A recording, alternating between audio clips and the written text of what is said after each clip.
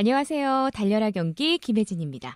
매주 목요일 하나손해보험 최주필 전문위원과 함께하는 시간이죠.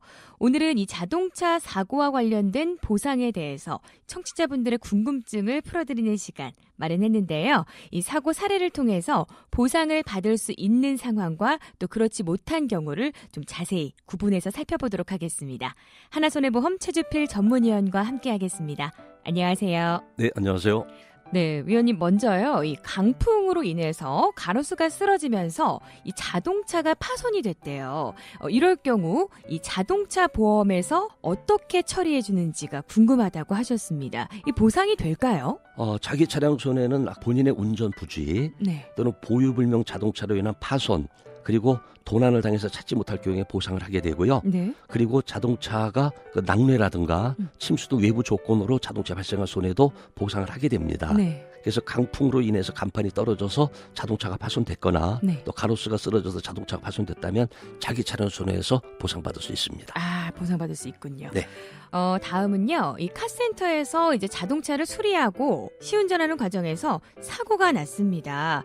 이럴 경우에 이 책임은 차주가 지게 되는 건지 아니면 이 카센터에서 지게 되는 건지 이게 궁금하다고 하셨어요.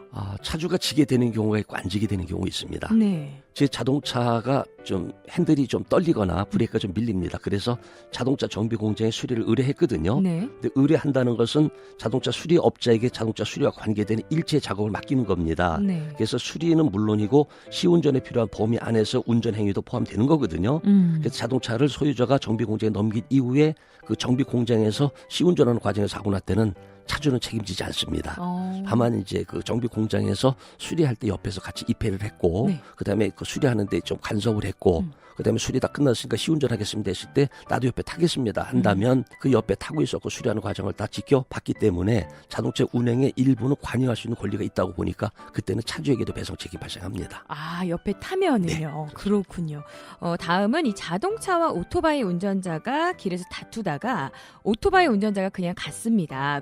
그런데 이 자동차가 이 뒤쫓아가는 과정에서 오토바이 운전자가 스스로 넘어져서 이렇게 다치게 될 경우 쫓아가던 자동차 운전자에게 이게 배상 책임이 있게 되는지 이게 궁금하다고 하셨어요. 어떻게 되는 건가요?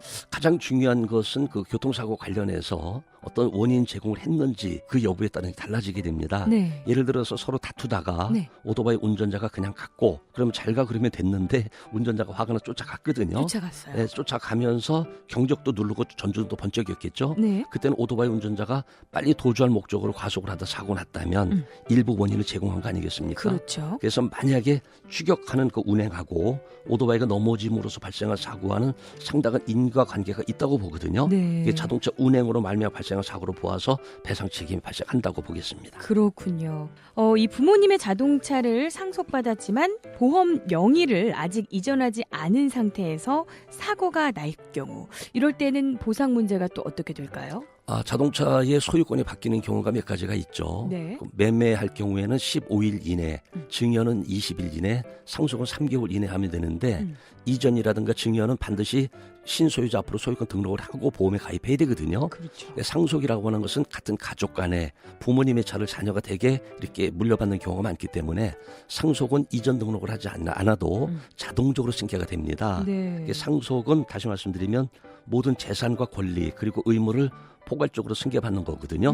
그래서 양도인 경우와는 좀 다른 거죠. 그래서 보험회사가 체결한 그 보험 계약이 된 권리와 의무도 함께 상속받는 걸로 인정을 하게 됩니다. 그래서 만약에 아버님이 돌아가셨다면은 상속 사실만 입증이 된다면 보험 진입 당연히 가능하죠. 근데 보험 가입 기간 1년이기 때문에 잔여 기간이 지난 이후에는 누가 이 차를 상속할 것인지 피상속인을 결정을 해서 본인 앞으로 소유권 이전 등록을 하고 본인에게 맞는 보험료를 적용해서 보험을 다시 가입해야 되는데 보험료가 이제 아버님이 가입할 때 쌌거든요. 그래서 아버님이 돌아가셨는데 또 상속 대상인데도 불구하고 그 사실을 알리지 않고 보험료를 적게 될 내용으로 돌아가신 아버님 앞으로 보험에 가입했다면 면책에 해당이 되겠습니다. 보상되지 않습니다. 그렇군요. 오늘 또 도움 말씀 고맙습니다. 감사합니다. 일자리 넘치는 안전하고 따뜻한 경기도 협찬 달려라 경기 지금까지 진행의 김혜진이었습니다.